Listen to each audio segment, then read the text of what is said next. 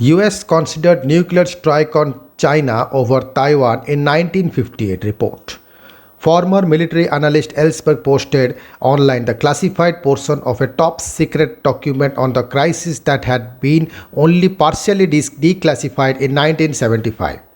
US military planners pushed for nuclear strikes on mainland China in 1958 to protect Taiwan from an invasion by communist forces. Classified documents posted online by Daniel Ellsberg of Pentagon Papers fame show. US planners also assumed that the Soviet Union would aid China and retaliate with nuclear weapons, a price they deemed worth paying to protect Taiwan, according to the document first reported by New York Times. Former military analyst Ellsberg posted online the classified portion of a top secret document on the crisis that has been only partially declassified in 1975. Ellsberg, now 90, is famous for his 1971 leak to US media top secret Pentagon study on the Vietnam War known as the Pentagon Papers. Ellsberg told the Times that he had copied the top secret Taiwan crisis study in the early 1970s and is releasing as it tensions mount between United States and China over Taiwan.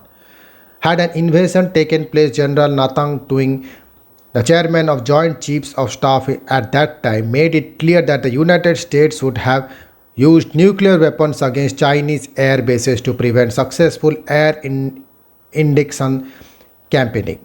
The document's authors wrote, "If this did not stop an invasion, then there was no alternative but to conduct nuclear strikes into China as far as north as Shanghai," the document said, paraphrasing Ting Wing.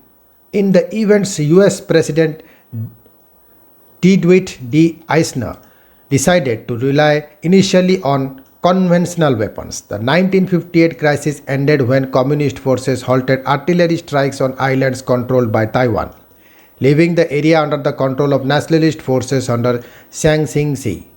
China considers Taiwan to be a rebel province that will one day return to the mainland's fold by force if necessary.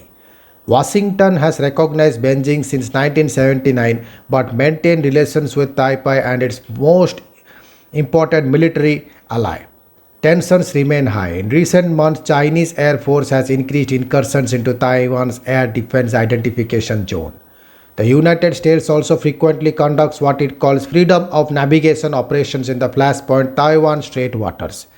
US President Joe Biden is expected to announce his strategy towards China soon, and calls are growing for him to make a clear public commitment to defend Taiwan militarily.